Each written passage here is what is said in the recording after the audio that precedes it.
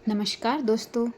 पिछले भाग में हमने जाना कि कैसे अपोलोनियस ने अपनी महान पुस्तक कॉनिक्स लिखी और दीर्घवृत्त, परवलय और अति परवलय जैसे शंकु खंडों का विस्तार से अध्ययन किया।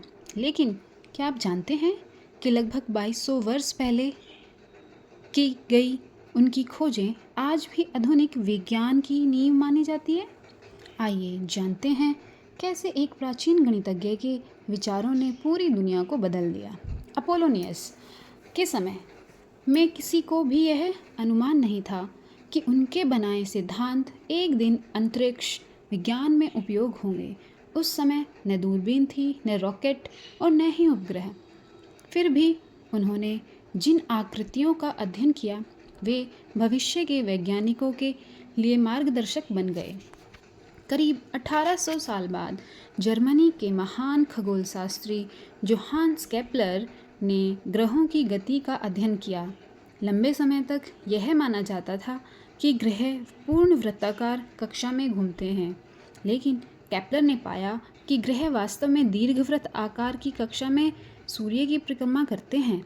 यही वही आकृति थी जिसका गहन अध्ययन सदियों पहले अपोलोनियस कर चुके थे। इसके बाद महान वैज्ञानिक आइजैक न्यूटन ने गुरुत्वाकर्षण के नियमों को समझाने में भी इन्हीं ज्यामितीय सिद्धांतों का उपयोग किया। इस प्रकार अपोलोनियस की खोजें आधुनिक भौतिकी का भी आधार बनी। आज जब तक कोई रॉकेट अंतरिक्ष में भेजा जाता है, जब कोई उपग्रह पृथ्वी की कक्षा में स्थापित होता है या जब वैज्ञानिक दूरबीनों से ब्रह्मांड का अध्ययन करते हैं, तब कहीं ना कहीं अपोलोनियस के सिद्धांत काम आते हैं। इतना ही नहीं, आधुनिक इंजीनियरिंग में भी उनके विचारों का उपयोग किया जाता है।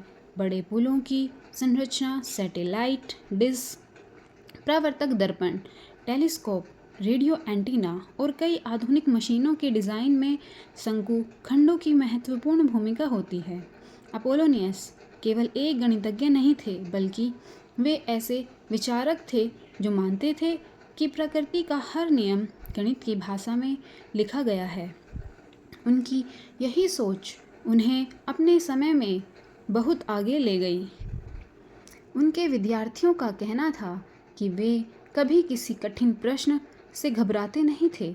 वे हर समस्या को छोटे छोटे भागों में बांटकर उसका समाधान खोजते थे। यही तरीका आज भी वैज्ञानिक अनुसंधान में अपनाया गया। अपोलोनियस ने अपने जीवन में कई प्रसिद्धि या धन को लक्ष्य नहीं बनाया। उनका एकमात्र उद्देश्य था सत्य की खोज और ज्ञान का विस्तार। समय बीतता गया, कई प्राचीन पुस्तकालय नष्ट हो गए और उनकी अनेक रचनाएं भी इतिहास में खो गई, लेकिन उनकी सबसे प्रसिद्ध कृति कॉनिक्स आज भी गणित के इतिहास की अमूल्य धरोहर मानी जाती है। दुनिया भर के विश्वविद्यालयों में आज भी उनके सिद्धांत पढ़ाए जाते हैं।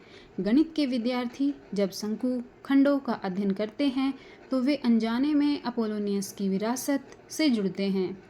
उनकी कहानी हमें यह सिखाती है कि सच्चा ज्ञान कभी पुराना नहीं होता। समय बदल सकता है, तकनीक बदल सकती है, लेकिन महान विचार सदियों तक जीवित रहते। यही कारण है कि अपोलोनियस ऑफ पेरगा का नाम आज भी इतिहास के सबसे महान गणितज्ञों में सम्मान के साथ लिया जाता है। लेकिन उनकी विरासत की कहानी अभी पूरी नहीं हुई। भाग 4 में हम जानेंगे कि अपोलोनियस की कौन कौन सी अन्य रचनाएं थी, उनके जीवन के अंतिम वर्षों के बारे में इतिहास क्या बताता है और क्या आज भी पूरी दुनिया उन्हें द ग्रेट ज्योमेटर के नाम से याद करती है। अगर आपको यह वीडियो पसंद आया हो तो इसे लाइक करें, शेयर करें और ऐसे ही ज्ञानवर्धक वीडियो को चैनल को सब्सक्राइब करना न भूलें। मिलते हैं अगले भाग में। धन्यवाद।